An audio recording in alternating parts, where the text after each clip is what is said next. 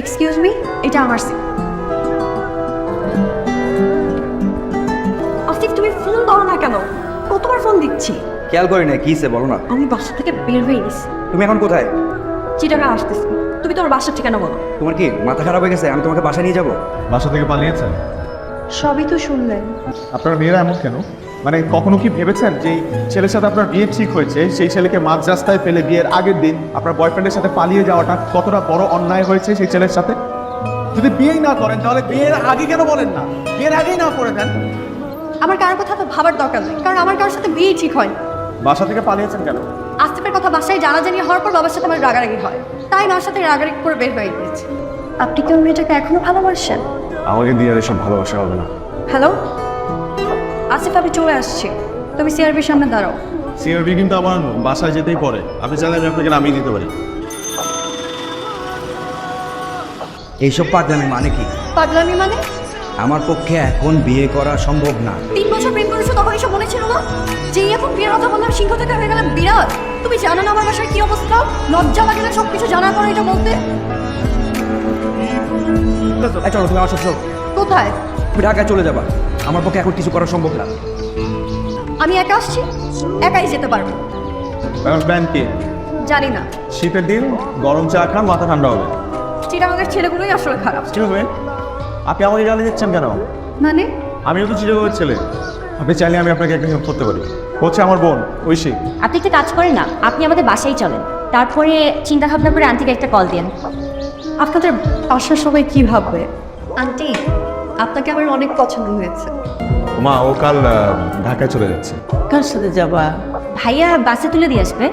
তুই ঢাকা দিয়ে আয়। আপু, উনি আমার বান্ধবীর ভাই, আমাকে দিতে আসছে। তুমি আসিস না। ও, তাহলে তো স্পট ভুল হয়ে গেল বাবা।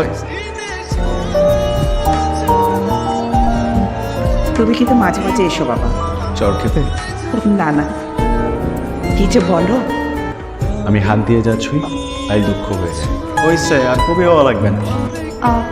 আজকের ব্যাপারটার জন্য সরি। না না, আপনি তো কিছু করেননি, আপনার বাবা করেছে। আপনার মন ভালো হয়েছে এখন?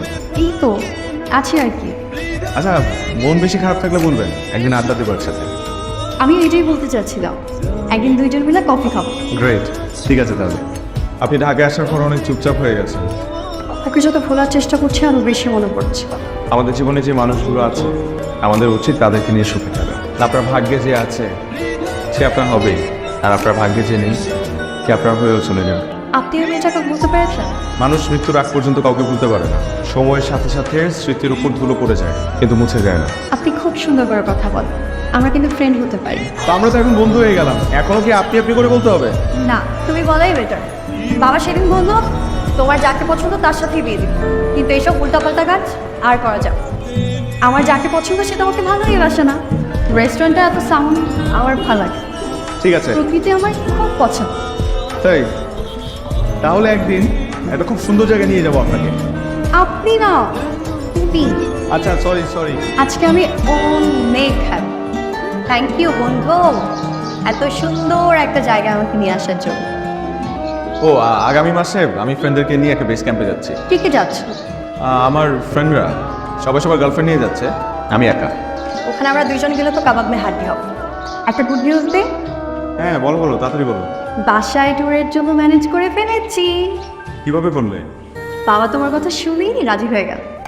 বাবা তোমাকে অনেক লাইক করে। এটা কি চরের প্রতিদান নাকি? আচ্ছা, আমি কিসে যাব? বাইকে।